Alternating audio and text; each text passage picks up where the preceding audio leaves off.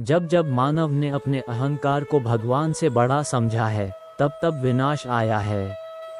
जब इंसान ने अपने मन की बातों को सच मानकर आत्मा की आवाज़ को दबा दिया, तब तब अंधकार ने जन्म लिया। और अब कलयुग के इस दौर में श्री कृष्ण की चेतावनी फिर से गूंज रही है, पर क्या हम सुन पा रहे हैं? या फिर इस बार भी हम देर कर देंगे? कृष्ण कहते हैं, जब धर्म की हानि होती है और अधर्म बढ़ता है, तब मैं स्वयं अवतरित होता हूँ। लेकिन आज कलयुग में न तो लोग धर्म की परिभाषा समझते हैं, न अधर्म की पहचान। इंसान उस रास्ते पर चल रहा है जहाँ से वापसी मुश्किल है।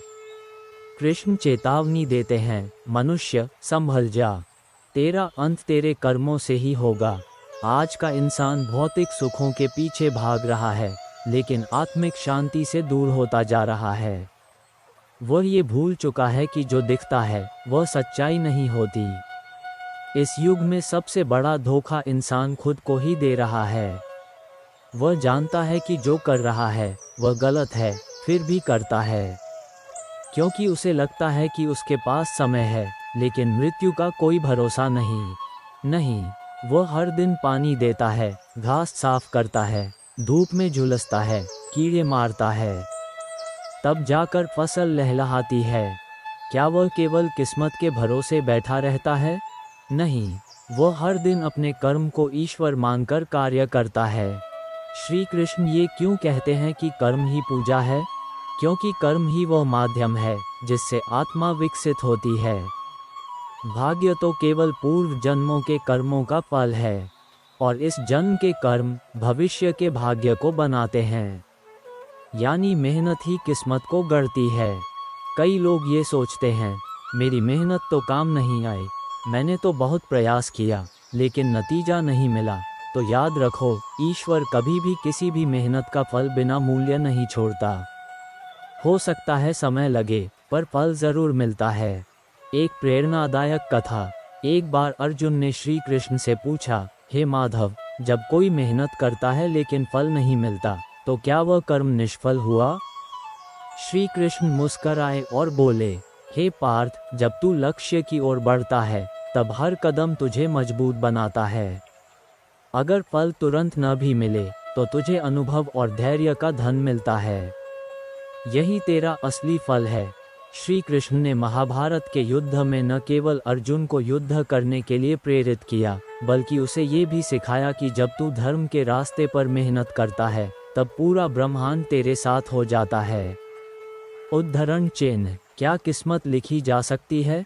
बहुत से लोग मानते हैं कि भाग्य जन्म से लिखा होता है, लेकिन गीता हमें सिखाती है कि भाग्य केवल बीते हुए कर्मों का फल है, और वर्तमान कर्म भविष्य का भाग्य बनाते हैं।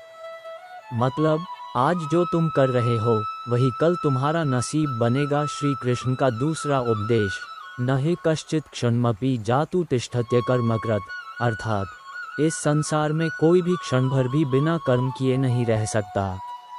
अब सोचिए, अगर इंसान की किस्मत तय होती तो कर्म क्यों जरूरी होता? क्यों श्री कृष्ण अर्जुन को युद्ध के लिए प्रेरित करते? क्यों वे उसे यह नहीं कहते कि जो लिखा है वही होगा? क्योंकि कर्म ही किस्मत को लिखता है। योजक चिन्ह, योजक चिन्ह, योजक चिन्ह।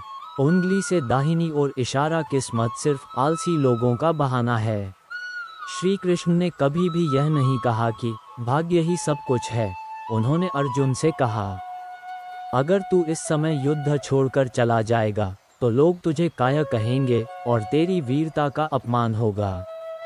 यहाँ एक गहरा संदेश है। जो लोग मेहनत से डरते हैं वही किस्मत को दोष देते हैं। जो कर्म करते हैं वो किस्मत को खुद लिखते हैं। योजक चिन्ह, योजक चिन्ह, योजक चिन्ह। Trident sign. श्री कृष्ण का तीसरा संदेश, श्रद्धा और सब्र। श्रद्धावान लभते ज्ञानम। जिसके पास श्रद्धा है उसे ही सच्चा ज्ञान मिलता है। और ज्ञान क्या है? ये समझना कि मेहनत, धैर्य और भक्ति ही जीवन के स्तंभ हैं।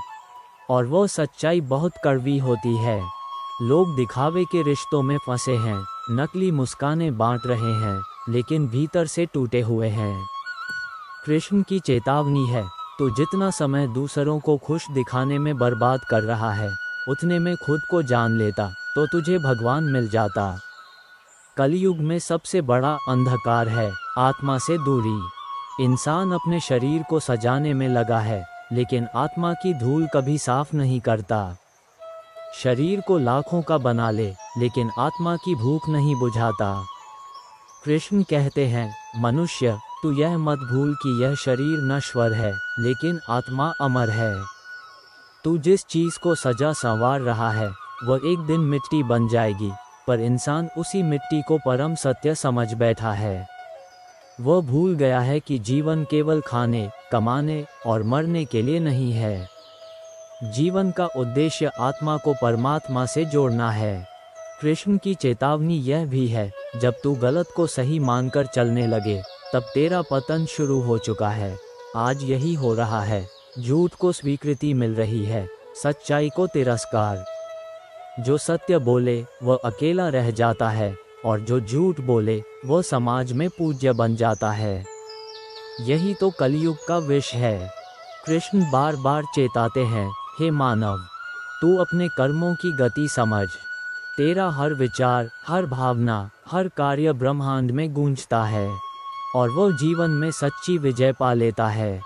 हे पार्थ, गीता का ज्ञान अनंत है, और जो मैं अब बताने वाला हूँ वह उन रहस्यों में से है जिन्हें बहुत कम आत्माएं समझ पाई हैं। पहला गुप्त ज्ञान ये है कि इच्छाओं का अंत कभी नहीं होता। इंसान सोचता है कि जब यह इच्छा पूरी होगी तब मैं शांत रहूँगा, लेकिन गीता कहती है कि इच्छा पूरी होते ही नई इच्छा जन्म लेती है। यह अंतहीन जाल है जो आत्मा को सांसारिक बंधनों में जकड़े रखता है। जो व्यक्ति इच्छाओं का त्याग कर देता है वही सच्ची शांति का अनुभव करता है। दूसरा गुप्त ज्ञान है कर्म योग का असली अर्थ। लोग सोचते हैं कि कर्म करना ही कर्म योग है, लेकिन गीता कहती है कि कर्म योग का मतलब है कर्म को भगवान को समर्पित करना, परिणाम की चिंता छोड़ देना। जब तक इंसान फल की चिंता करता है तब तक वह कर्म का दास बना रहता है, लेकिन जो फल भगवान पर छोड़ देता है वह कर्म में स्वतंत्र हो जाता है। तीसरा गुप्त ज्ञान है माया का खेल। ये संसार केवल एक लीला है, एक सपना है जिसे हम सच मानकर दुखी होते हैं। गीता कहती है कि माया तुम्हें बांधती नहीं, तुम्हारी आसक्ति तुम्हें बांधती है। जो समझ लेता है कि ये दुनिया अस्थायी है, वह मोह से मुक्त होकर आनंद में जीता है। चौथा गुप्त ज्ञान है मन को नियंत्रित करने की शक्ति। लोग सोचते हैं कि बाहरी दुनिया को जीतना ही शक्ति है, लेकिन गीता कहती है कि जो अपने मन को जीत लेता है वही सच्चा विजेता है। मन अनियंत्रित हो तो तुम्हें शत्रु बना देता है, नियंत्रित हो तो ईश्वर से मिला देता है। पांचवा गुप्त ज्ञान है भय का रहस्य। भय केवल अज्ञान में है। जो जानता है कि आत्मा अमर है, भगवान साथ हैं, वह किसी भी परिस्थिति में भयभीत नहीं होता। भय छोड़ने वाला ही सच्चा निर्भय है। छठा गुप्त ज्ञान है कि हर प्राणी अपने कर्मों का परिणाम स्वयं है। कोई बाहरी शक्ति तुम्हारा भाग्य नहीं लिखती। गीता कहती है कि हर विचार, हर क्रिया भविष्य की रूपरेखा तैयार करती है। इसलिए जो अपने विचारों और कर्मों को पवित्र बना लेता है वह अपना भाग्य स्वयं गढ़ता है। सातवां गुप्त ज्ञान है कि भगवान किसी विशेष स्थान या समय में सीमित नहीं हैं। वे हर पल तुम्हारे साथ हैं, तुम्हारी हर सांस में, तुम्हारे हर विचार में। लेकिन इंसान उन्हें बाहर खोजता है जबकि वे भीतर प्रतीक्षा कर रहे होते हैं। आठवां गुप्त ज्ञान है तप का असली अर्थ। तप केवल शरीर को कष्ट देने का नाम नहीं है। तप का अर्थ है अनुशासन, इंद्रियों पर नियंत्रण, सत्य का पालन और अपने धर्म के लिए कठिनाइयों को सहना।